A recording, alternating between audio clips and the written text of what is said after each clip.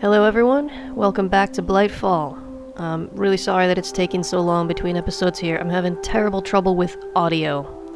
The microphone that I had before was just so bad, and so I bought a new one, and it hasn't been much better, to be honest. I'm still struggling with it. I think I'm probably going to return this one, get a new one. It's a lot of work. Right now, I'm trying something new, which is recording my microphone audio in a separate program from the video, and trying to adjust the balance later. So if there's anybody out there who knows a lot about audio, please leave a comment, make yourself known, because I'm really not good with audio, and I could use some help if anyone has some tips. So let's get started. If you remember last time, we saved a couple of trees. We saved that one and this one over here, although I think probably this one's so big we might not have got the whole tree, but at least I hope most of it will be saved. And then this one over here, I think we're going to let decay, and we'll just leave that in the background. And over time you'll see how the taint destroys stuff, and you'll see how quickly that happens. Right now, it's just about nighttime. Let's see if I can go to sleep. It's not night yet. It feels like night. I also have to ask you to excuse me, my voice is a little scratchy today from allergies. Not much I can do about it. There we are. Good night. So what I want to do today is get started and get settled and get some of these quests done. We've got 2 quests books, just in case we lose one. And then in case we lose the other one, we've got a whole shelf full of them. So we're all set with quest books. Now, I'm not going to go into detail about the quests. Again, if you're not familiar with it, just play the pack and it'll walk you through very, very clearly. All this text that you see everywhere is really well written and very interesting, but I want to get to other things. So there's lots of other Let's Plays where people will go in detail through the quests. I'm just going to try to rush through, get the first couple done, and start to get us situated here.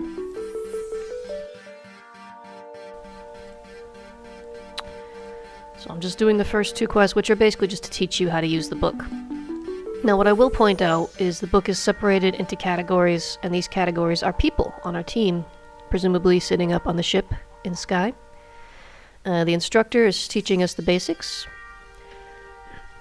The supplier, very important, will give us supplies, allow us to requisition supplies over time. The geologist, we'll get to soon, interested in rocks. The scout, interested in exploring. First 2, again, are just introduction. Get there. Paranormalist is interested in magic. The colonist is here to remind us that our job here, really, is to make this planet habitable for the colony. So, yeah, don't forget about that. Lots of stuff to do here. Xenobiologist is interested in the alien life of this planet. The engineer is interested in technology. Then there's the black market, which we'll unlock later when we find some stuff here. And the dark one, which I've actually never gotten to. I actually have no idea what the dark one is all about. Now, the system is based on reputation. You complete missions, you get mission outlook, positive. Right now it's at 11 because we just started, but don't worry, that'll go up quickly. And then it goes down when you... Whoops. If you don't know this, by the way, it's left click to go forward and right click to go backward. Took me a while to figure that out. It's not really obvious. Then the supplier, you can spend this kind of reputation to get stuff, which would be very useful in various times. So, right now, we're trying to get the first few ones done. We've got our first oak sapling, which is free, because you gotta have an oak sapling, and we got 2 stacks of bone meal. They'll keep supplying us with bone meal, which is great. Is this not a good spot? Alright. Let's try over here. It's tough to get the trees to grow inside the dome sometimes, because you gotta get it far enough away from the center tree, but also far enough away from the glass dome. So we get our first wood. Same kind of basic stuff that you would do anytime you play Minecraft. Punch a tree, get some wood. So in this case we've only got the 1 tree, so let's try to get a sapling and plant another one.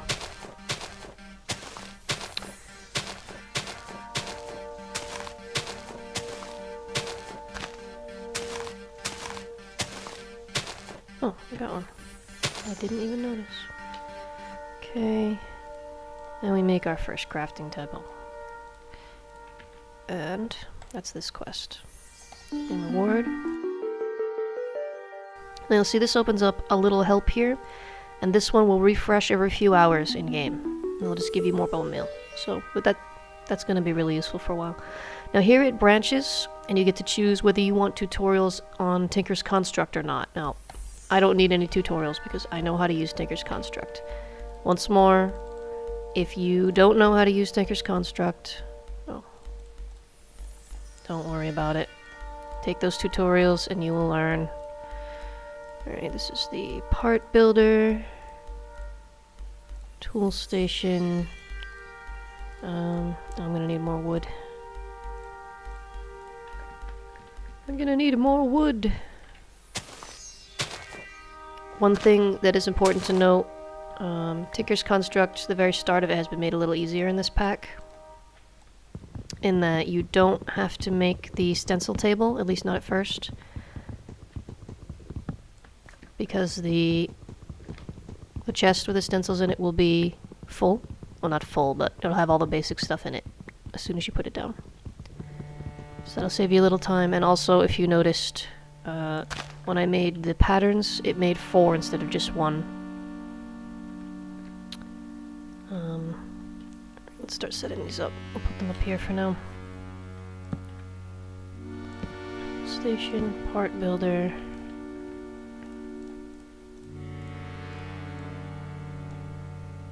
And pattern chest. Look there, and look inside, and it's got all the basic stuff. So in order to complete the mission, we need a wooden pickaxe and a wooden mattock. Both very easy to make if you know how to do it. You get pickaxe head. Oh. Planks here. Pickaxe head. Shovel head. Axe head. And a tool binding. And we go to the tool station, we make our pickaxe, and you can name your tools, and I always like to name my tools. I'm gonna name this pickaxe after the one I had in my... Oops. Kind of awkward getting to my keyboard with the way the microphone is set up now, sorry. There we go. This is the name of my pickaxe in my Minecraft with Mom video, so I'll name this one Tink after that one. And then my mattock. I'll name my mattock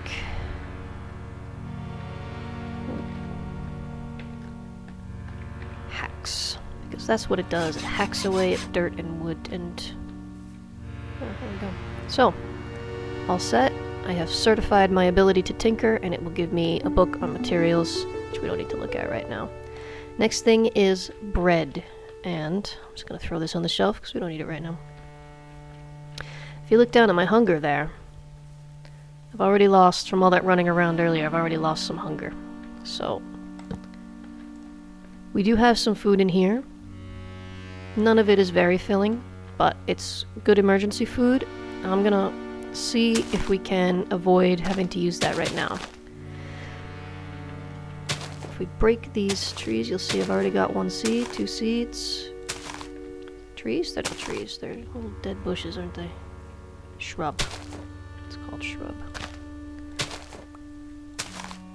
Okay, we're getting a lot of wheat seeds. Now what I'm really hoping for is barley seeds. I may not get any. I may have to go out and get some later. Barley grows much faster and is much more productive than wheat. Having any luck with barley. Oh, there's one. We got one, alright. With one we can get started. Now eventually I plan to move the water, move the farm, and kind of renovate this whole area inside. But for right now, we don't have a bucket or a way to move things, so we're just gonna set things up. Plant our wheat, plant our cotton. With cotton you can make string and wool, and plant our barley. And we can go ahead and look at that, look how fast barley grows. Leave the rest of it there. Now, the thing is, we have to make proper bread, not primitive bread. And in this pack, the recipe for bread has been changed a bit. If you put 3 wheat in a line, as in vanilla Minecraft, you will get primitive bread, which will give you almost no hunger filled up. And it uses 3 wheat. What we're gonna do instead, you see I'm mining some stone here. I need 11. So 5, 6, 7, 8. We will upgrade our tools soon. 9, 10, 11. Why 11, you say? Because we need 8 to make our furnace. Stick that here for now. And then we need to cook 3 stone to make a mortar and pestle. And with the mortar and pestle, we'll be able to grind up the barley and the wheat into flour, which we can then cook into bread, proper bread. And that's what we need to do. So we'll get coal later. For now, wood works just fine.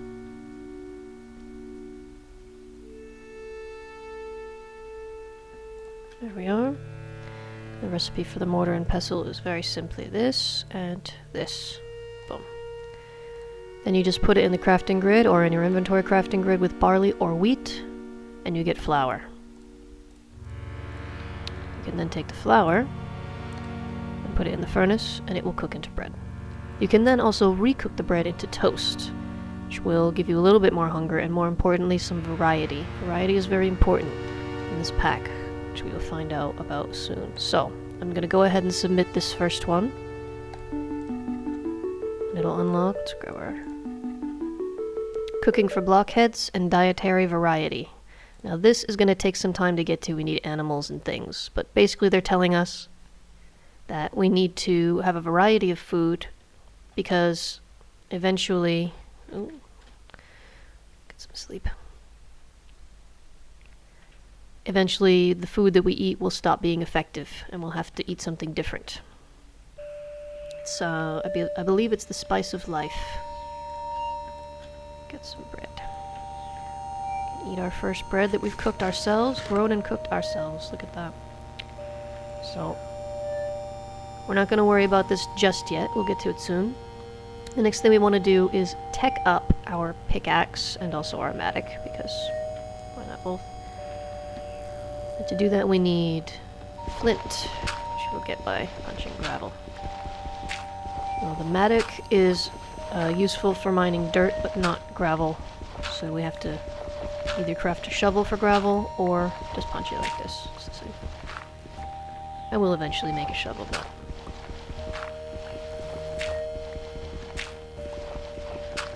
no flint so far. Oh, there's one.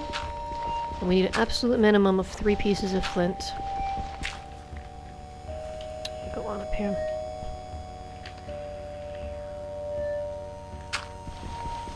Can just keep using this old trick of just punching the same piece until it turns into flint. It's not very realistic, but that's what we have to do. There's 3. I like to have at least 5 so that I have 2 pieces to make repairs right off the bat. Well, I can do that later. For now, I'm going to show you how we can upgrade our tools. Flint pickaxe head, and I'm also going to make the shovel head and the axe head. There we go.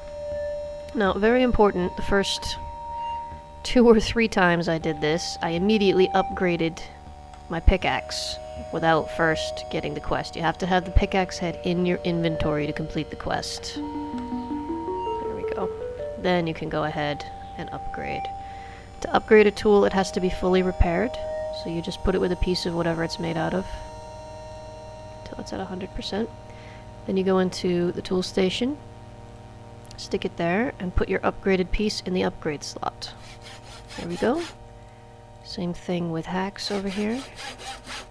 Now these are both flint tools. They'll work faster, they'll last longer, and they can mine higher level things. Oh my goodness! Sheep! Oh no. You can watch what happens now to vanilla animals. I am not going to try to rescue these guys, because it's too dangerous. Boom. They get infected with the taint, and they are now our enemies. I see you, sheep. I know what you're doing out there. All gonna change. Or they get killed by the other tainted animals. Yeesh. This is a scary planet, friends. Alright, well, we've gotten the basics set up. Let's go take a look over here. I think maybe I will install Optifine on this, actually, so that we can use our binoculars and zoom in, but right now we can just see, you see the purple, the light purple spots coming down off the tree. That's the flux. That is from decayed, crusted taint, which is what logs turn into when they become too tainted. Some of the tree we can see is falling apart from the taint, but we can see the leaves over here, a lot of them are already green, which means they are safe. This one up here is looking quite well, actually. But this one over here, which we did nothing for, is very quickly deteriorating. As the crusted taint takes over, it actually becomes affected by gravity, and they start to fall down to the ground. Oh, just like that. And these are some of the most dangerous things in the game, actually, because they can spontaneously turn into swarm spawners, which are very dangerous and difficult to fight. So, we'll deal with that in the future. Right now, we are safe in our dome. Look at that! We've got cows, friends! We have got cows! They will randomly spawn inside the dome from time to time. Vanilla animals. Can't breed them with barley, but we'll give them some wheat. We can make a baby cow. Our first baby. Oh, hello, little baby. Wonderful. Well, that's good news. That's an encouraging start. Though actually, I'm gonna move this ethereal bloom down here because I can see the taint already starting to creep under. And if that happens, the cows are standing on a tainted area, they can turn into tainted cows, and we really don't want that. We don't want to lose our animals. We need those. The edges look okay. Get this one over here as well. Alright, with that, on that optimistic note, I think I'm going to call that an episode. I hope you have enjoyed it so far. Hope you found it interesting.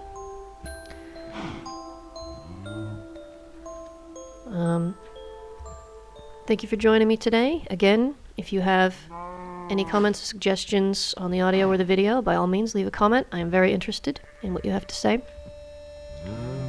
If you liked it, please give it a thumbs up. Subscribe if you haven't already. Leave a comment if you like. If you didn't like it, go ahead and leave a thumbs down and just tell me what you would like me to do differently, and I will try in the future. So, until next time, bye-bye.